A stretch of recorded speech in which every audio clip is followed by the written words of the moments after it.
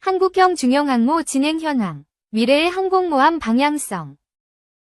현재 한국해군이 구상하고 있는 한국형 항공모함은 전장 약 265m, 폭이 약 43m, 기준 배수량 약 3만 톤급의 함정입니다.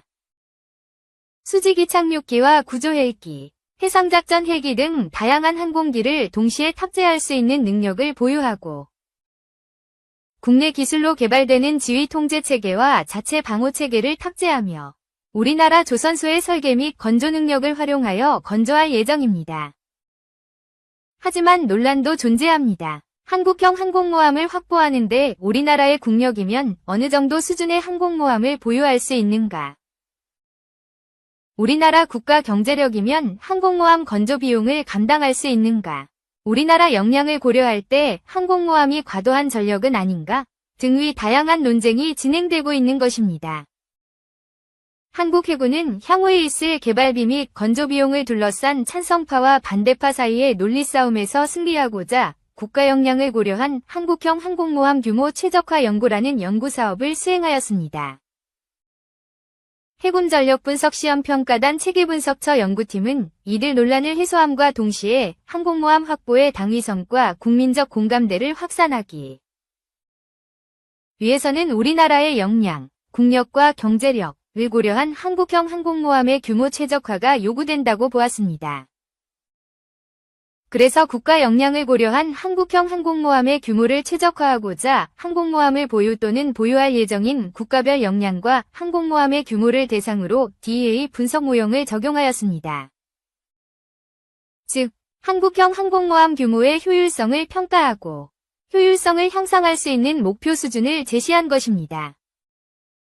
국방부, 합동참모본부, 한국해군, 방위사업청을 통해 논의 중인 한국형 중형 항공모함 사업 현황에 대해 밀리터리 리뷰 이지 2211호를 통해 자세히 분석해보았습니다.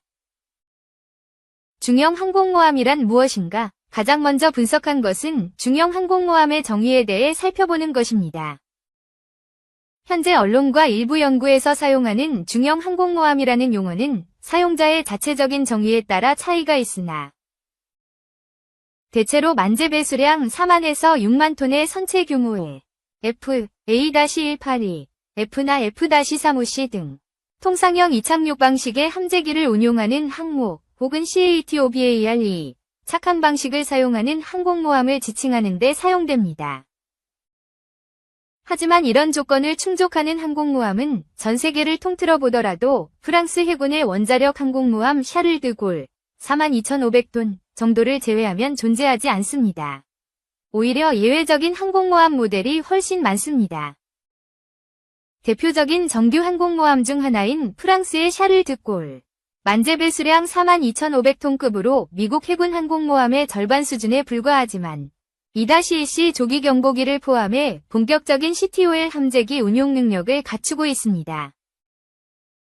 다양한 항모 사례의 예를 들어 만재 배수량이 샤를 드 골보다 큰 6만 5천 톤급이지만 단거리 이륙 수직 착륙형 함재기인 F-352와 헬리콥터만을 운용하는 영국의 퀸 엘리자베스급 항공모함이 있습니다.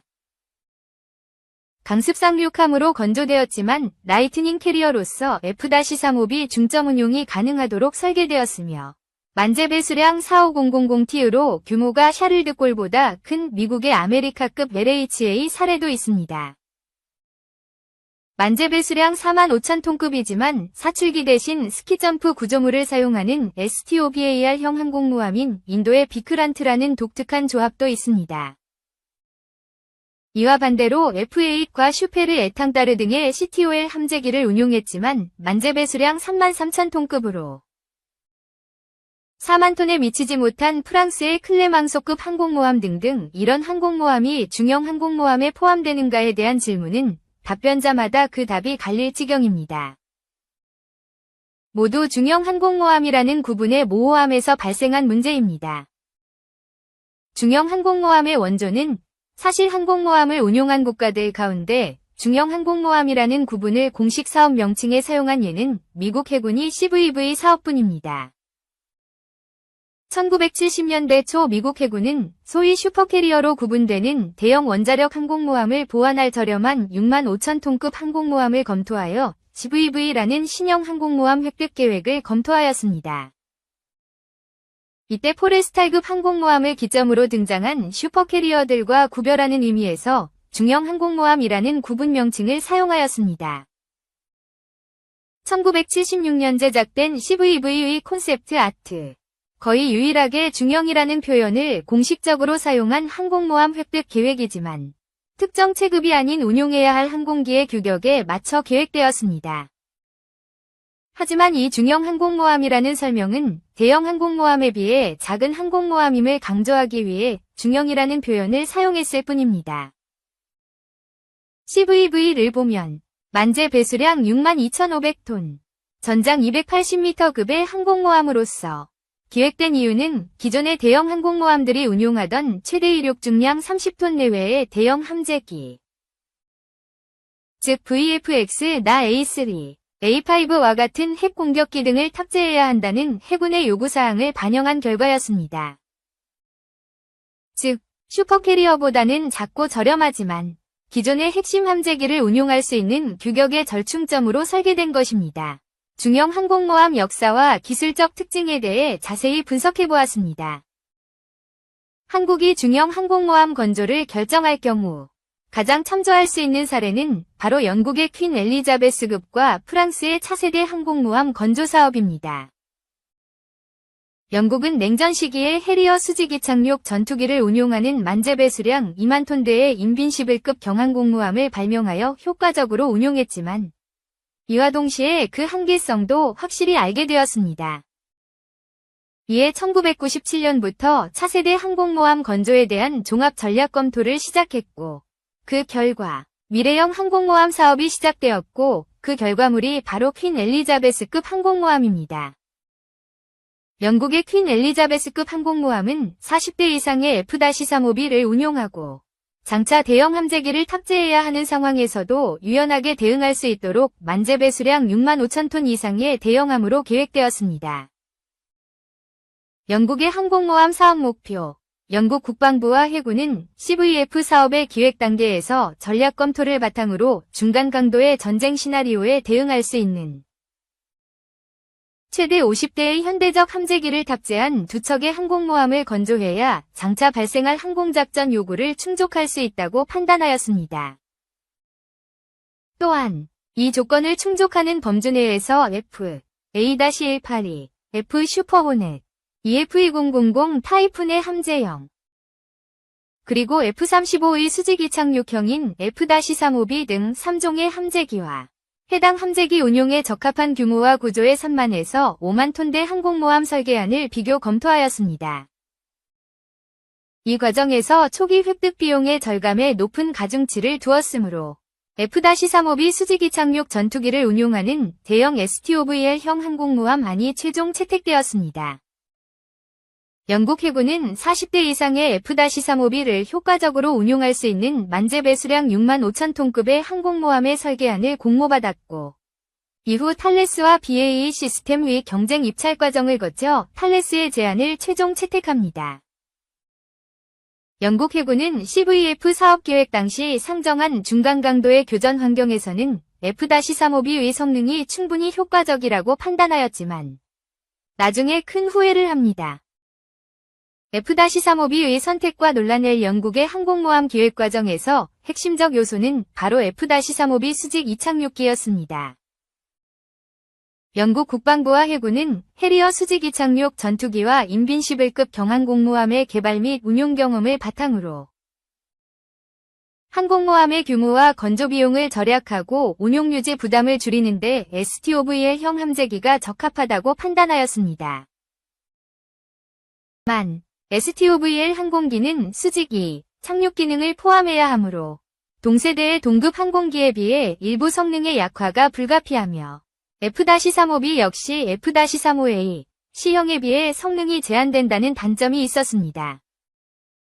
그러나 영국 해군은 CVF 사업 기획 당시 상정한 중간 강도의 교전 환경에서는 F-35B의 성능이 충분히 효과적이라고 판단하였습니다. 여기에는 정치적 경제적 요소도 함께 고려되었습니다. 영국 공군 함재기 운용 대행 미국 해병대에 이어 두 번째로 큰 F-35B 고객 138대, 이자 1995년부터 JSF 사업에 참가한 유일한 티어 1 파트너로 F-35B의 작전 요구 성능 설정 과정에서 강력한 영향력을 행사했으므로 영국 해군의 해외 원정 작전에 적합한 요소들이 상당히 반영할 수 있었습니다. 즉, F-35B는 영국 해군의 요구를 어느 정도 반영한 기종이었던 것입니다. 그리고 F-35B를 구성하는 수직이 착륙체계를 포함해 핵심적인 구성 요소 다수가 영국에서 생산되는 만큼 사업적인 연관성도 컸습니다. 하지만 CVF 사업이 진행되는 과정에서 영국 국방부와 해군이 판단해 대전제로 삼은 몇 가지 요소가 예상을 벗어나기 시작했습니다. 이에 영국 해군은 2010년 F-35B를 포기하고 F-35C를 도입하는 대안을 채택했으나 소요 비용의 증가와 F-35B 구성부품 생산과 관련된 영국 항공우주산업계의 반발을 극복하지 못했습니다. F-35C는 사진처럼 AARGM-ER 대레이더 미사일 등의 중대형 미사일을 웨폰베이 내부에 탑재할 수 있지만 F-35B는 기체 외부에 장착해야 하므로 AARGM-ER 등의 탑재 시에는 레이더 스텔스 성능을 포기해야 합니다. 그러나 문제는 이 정도로 끝나지 않았습니다. F-35B를 운용할수록 동일한 F-35C와 비교해 성능적으로 많이 부족하다는 사실이 발견되었고 개량이 까다롭다는 취약점도 발견되었습니다. 레이더나 전자전장비, 통신체계 등은 호환이 가능하지만 무장 탑재 능력과 비행 능력 면에서 F-35A, C와 큰 격차가 발생하기 때문입니다. 신기술 에이스 엔진, 새롭게 제기된 F-35B의 한계점으로 미국 해군, 공군이 공동 추진 중인 에이스의 채택 문제가 있습니다. 에이스, 적응 사이클, 엔진은 제너럴 일렉트릭과 프렛 휘트니가 AETD의 일환으로 개발 중인 차세대 엔진입니다. 본 엔진은 터보팬 엔진에서 작동 속도나 고도에 따라 바이패스비를 제어해 저속과 고속에서 모두 높은 효율을 달성할 수 있으므로 기존 F-35에 탑재된 엔진 F135-PW 400분의 -100과 비교해 연료 소모량이 25% 정도 감소하고 추력 역시 5에서 10%가량 상승합니다. GA사가 공개한 에이스, 적응 사이클, 엔진 개념도로서 기존 엔진 F135-PW 400분의 -100 대비 연료 소모량이 25% 정도 감소하고 추력이 5에서 10%가량 상승함을 보여줍니다. 이 엔진은 미국 해군과 공군의 6세대 전투기를 위해 개발되고 있지만 기존 F-35에도 교환 장착이 가능해서 F-35A, C의 작전 반경과 비행 성능을 향상시켜줄 핵심적 요소로 손꼽히고 있습니다. 그러나 새로운 AEC 엔진의 혜택에서 F-35B는 예외입니다. 왜 그러한 문제가 발생하는지에 대해 분석해보았습니다. 한국 해군이 함재기로 F-35B를 고려하고 있기 때문이기도 합니다. 프랑스 해군은 50여 년의 설계 수명 중 이미 20년 이상을 소화한 샤를 드골을 대체할 항공모함을 기획한 이후 2020년 12월에 차세대 항공모함 계획으로 정리해 발표하였습니다.